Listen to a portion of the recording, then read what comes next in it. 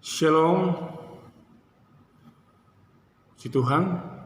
Pada kesempatan kali ini saya mengajak saudara untuk belajar kepada firman Tuhan, merenungkan firman Tuhan, supaya melalui firman Tuhan kita dapat berkat, pencerahan, pemahaman-pemahaman dan kekuatan yang baru dalam kehidupan kita.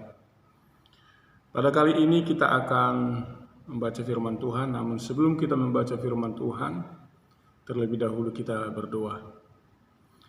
Bapa yang baik, kami bersyukur pada saat ini karena Engkau telah menjaga kami, sehingga kami dari bangun hingga tidur, dari tidur hingga bangun, kami tetap di dalam perlindungan-Mu. Pada pagi hari ini kami mau merenungkan firman-Mu Tuhan. Biarlah Engkau Tuhan berbicara, memberikan pengertian dikala kami mendengarkan firman-Mu, supaya kami dapat penuntun, bimbingan, arahan, kekuatan dari firman-Mu. Berfirmanlah Tuhan. Kami siap mendengarkan firman-Mu, di dalam nama Yesus kami berdoa. Haleluya. Amin. Saudara yang dikasihi dalam Tuhan, firman Tuhan yang akan kita baca dan menjadi renungan kita terambil dari Matius pasal yang ke-9 ayat yang ke-4. Satu ayat saja, demikian firman Tuhan. Saya akan bacakan kepada kita semua. Tetapi Yesus mengetahui pikiran mereka, lalu berkata, "Mengapa kamu memikirkan hal-hal yang jahat di dalam hatimu?" Saudara, dari ayat ini kita bisa lihat bahwa Tuhan kita Yesus adalah Tuhan yang Maha Tahu. Dia bisa melihat setiap pikiran saudara dan saya. Dia mengetahui apa yang sedang saudara rasakan, apa yang saudara pikirkan, apa yang saudara alami saat ini. Dia Maha Tahu. Kenapa? Karena dalam ayat ini kita belajar sedikit secara kontekstual bahwa dalam Matius pasal 19 ayat yang ke-4 yang kita baca tadi itu punya latar belakang. Yaitu kalau Alkitab tuliskan perikopnya adalah konteksnya pada saat Yesus sedang mau menyembuhkan orang lumpuh. Jadi Yesus sedang mau menyembuhkan orang lumpuh, lalu ketika orang lumpuh ini dekat dengan dia mengucapkan suatu kalimat di ayat-ayat sebelumnya. Lalu ia berkata kepada orang lumpuh itu, "Hai anakku, dosamu sudah diampuni." Nah, sebelum Yesus melakukan mukjizat, dia berkata, "Hai anakku, dosamu sudah diampuni." Berarti dari pernyataan ini Yesus berkuasa, sanggup mengampuni dosa. Karena Yesus langsung yang bicara dan bertindak untuk menjelaskan. Sebelum Yesus menyembuhkan, dia berkata, "Dosamu sudah diampuni." Namun yang sangat heran adalah ketika Yesus berkata seperti itu, maka di ayat yang ketiga, orang-orang ahli Taurat itu berbicara dalam hatinya. Jadi mungkin yang dimaksud berbicara dalam hati ini adalah dia ngomong dari apa yang tidak kedengaran. Mungkin saat ini saya kalau diam, tetapi ada di dalam pikiran saya, ada di dalam hati saya yang saya mau sampaikan. Tapi itu tidak terlihat. Dan lewat perkataan ahli Taurat ini keluarlah tanggapan Yesus bahwa orang ahli Taurat ini di dalam hatinya yang tidak diungkapkan itu menilai, menyatakan, menanggapi bahwa Yesus menghujat Allah. Wow, sangat kejam kalau yang namanya menghujat itu artinya merendahkan Allah, tidak menghargai Allah, tidak memposisikan Allah sebagai yang paling tinggi, itu menghujat. Pokoknya nilai-nilai yang sangat rendah diberikan kepada Allah. Saya tidak menggali lebih dalam kenapa sampai ahli Taurat, ahli Farisi ini berkata seperti itu, bahwa dia menghujat Yesus. Tentu mungkin kalau kita kembangkan sedikit, ini karena memang pemahaman mereka selama ini yang tahu tentang mengampuni dosa adalah Allah. Lalu pada kesempatan ini mereka mendengar satu informasi bahwa Yesus mengampuni dosa orang tersebut. Tetapi saudara, yang anehnya dan luar biasanya itulah keajaiban Tuhan kita Yesus, bahwa sekalipun perhatikan, sekalipun pernyataan orang Farisi ini mengklaim Yesus menghujat Allah di dalam hati mereka dan itu tidak terdengar dan tidak didengar oleh Yesus. Tapi Yesus berkata begini, dan Yesus mengetahui pikiran mereka lalu berkata, "Mengapa kamu memikirkan hal-hal yang jahat di dalam hatimu?" Jadi ternyata pikiran mereka yang jahat tadi, di mana Yesus mereka nilai di dalam hati mereka adalah menghujat Allah karena mengampuni dosa, itu ternyata dinilai Yesus adalah jahat. Saudara, yang kita mau pahami begini. Sering kita berpikir, menuangkan pikiran kita melalui kata-kata, melalui tulisan. Kita anggap apa yang kita pikirkan itu menurut pikiran kita itu benar, seperti yang dianggap oleh ahli Taurat atau orang Farisi ini. Tetapi pikiran tidak selalu semua apa yang kita pikirkan itu benar. Ya. Kalaupun pikiran itu ada di dalam pikiran kita, di dalam hati kita yang belum diketahui oleh orang lain. Jangan pernah beranggapan sekalipun orang tidak tahu lalu kita anggap, orang itu tidak tahu, toh itu hanya adalah pikiran saya. Salah. Mungkin orang lain tidak tahu, tapi Tuhan Maha tahu. Saudara, dari pernyataan Yesus ini saya menjadi teringat perkembangan ilmu di abad-abad 17-18, ya. Abad-abad 17-18, yaitu ada namanya perkembangan tentang ilmu disebut dengan Renaissance. Renaissance ini adalah zaman di mana manusia menemukan ilmu. Dan di situ juga banyak filsuf membuat satu formula-formula pemahaman, pengetahuan. Dan salah satunya yang saya pelajari adalah ada seorang filsuf yang bernama René Descartes. René Descartes, filsuf dan sekaligus juga ahli matematika. Itu pada abad 17. Dia menemukan sebuah dualisme formula yang dalam bahasa Latin disebut cogito ergo sum. Artinya, saya pikir maka saya ada. Pernyataan ini menjelaskan bahwa pikiran memang adalah substansi manusia, immaterial, sesuatu yang tidak kelihatan. Dia ada pada kita. Dia ada di dalam internal kita. Dia ada tersimpan dalam kehidupan kita. Dia bukan sesuatu yang bisa dipegang, disentuh, terlihat, tetapi dia bersifat imajinasi, perasaan, dan kemauan. Sementara kalau kita bandingkan dari apa yang dikatakan oleh Yesus tadi, Yesus tahu hal-hal yang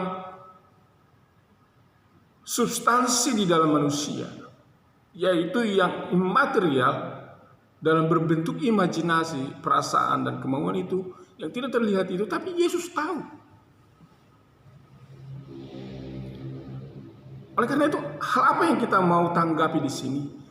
Bahwa manusia memang adalah sejatinya manusia yang berpikir. Itulah sebabnya bahwa ada satu perkembangan yang diadopsi oleh manusia sekarang. Manusia itu adalah manusia yang berpikir.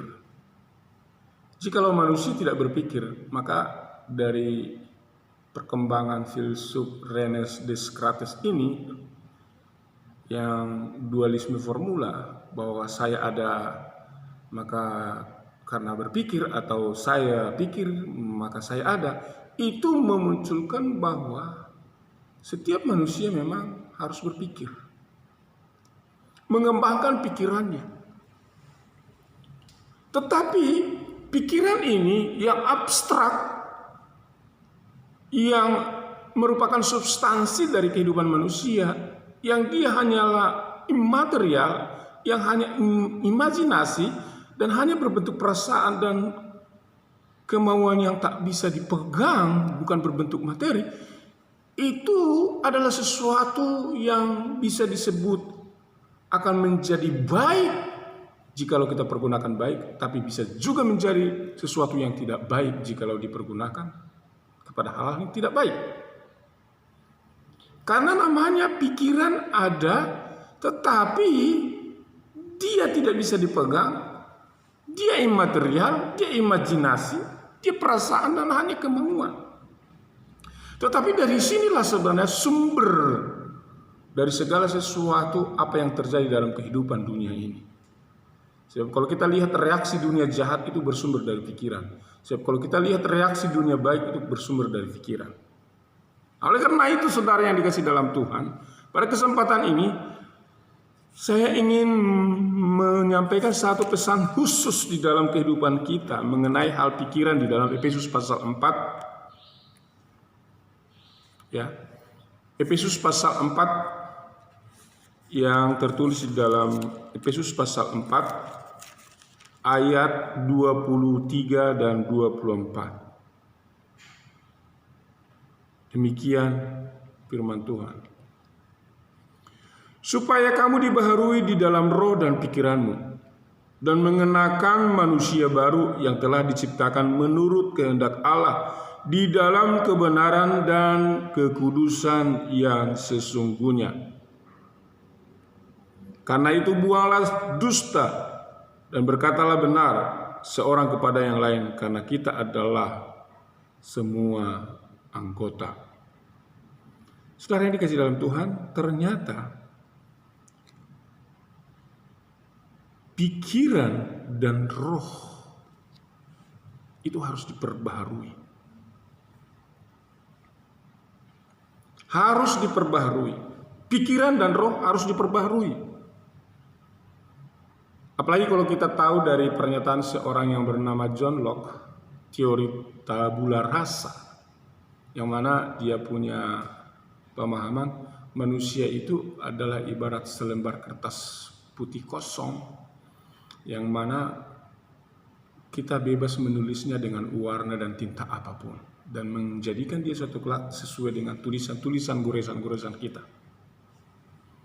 Jadi artinya bahwa manusia dari kecil itu adalah kosong, pikirannya belum ada, belum tahu hal yang mana yang baik dan yang jahat. Tetapi saudara, melalui firman Tuhan dikatakan tadi, supaya kamu dibaharui di dalam roh dan pikiranmu. Ternyata pikiran kita ini harus dibiasakan, dibimbing, diarahkan untuk memiliki pikiran-pikiran yang sesuai dengan kebenaran Tuhan. Diperbaharui menjadi pikiran yang baik. Kita harus bisa menjaga pikiran kita ini menjadi pikiran yang baik. Supaya tidak muncul dari pikiran ini nanti sebuah perasaan, pikiran, imajinasi pikiran, kemauan pikiran yang bersifat hal-hal yang jahat. Dan Jangan kita anggap karena dia adalah imaterial, kita anggap dia adalah hanya sekedar abstrak yang tidak bisa dipegang, lalu kita merasa bahwa itu tidak ada satupun yang tahu.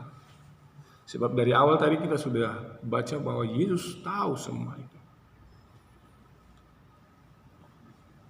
Nah, bagaimana kita mengembangkan pikiran itu supaya pikiran kita menjadi pikiran yang lebih ke arah yang lebih baik? Di dalam Filipi pasal 3 ayatnya 15 dikatakan begini, karena itu marilah kita yang sempurna berpikir demikian, dan jikalau lain pikiranmu tentang salah satu hal itu akan dinyatakan Allah juga kepadamu. Tetapi baiklah tingkat pengertian yang telah kita capai, kita lanjutkan menurut jalan yang telah kita tempuh. Jadi dalam teori John Locke tadi tentang tabula rasa, bagaimana manusia adalah kosong, kita harus isi pikiran kita itu dikembangkan. Marilah kita yang sempurna berpikir demikian. Artinya ketika kita pengetahuan kita terus berpikir berkembang kepada hal yang sempurna, hal yang baik, sekalipun dalam proses pikiran itu mungkin ada yang salah tentang pikiran kita, tetapi dalam ayat ini dikatakan Allah akan menyatakan itu kepadamu. Artinya bisa satu ide, inspirasi, roh Tuhan bekerja di dalam pikiran kita, sehingga pikiran kita pun akan menjadi pikiran yang lurus. Sampai ayat yang ke-16 dikatakan, hingga tingkat pengertian yang telah kita capai, kita lanjutkan menurut jalan yang telah kita tempuh. Jadi ada satu jalan yang kita tempuh itu kepada jalan yang lebih baik. Saudara yang dikasihi dalam Tuhan, pada kesempatan ini kesimpulan firman Tuhan yang saya mau sampaikan. Satu, Tuhan kita adalah Yesus yang Maha Tahu. Dia tahu pikiran kita. Saudara tidak berbicara, tidak mengungkapkan, tidak menyatakan apa yang dalam pikiran Tuhan Yesus tahu itu.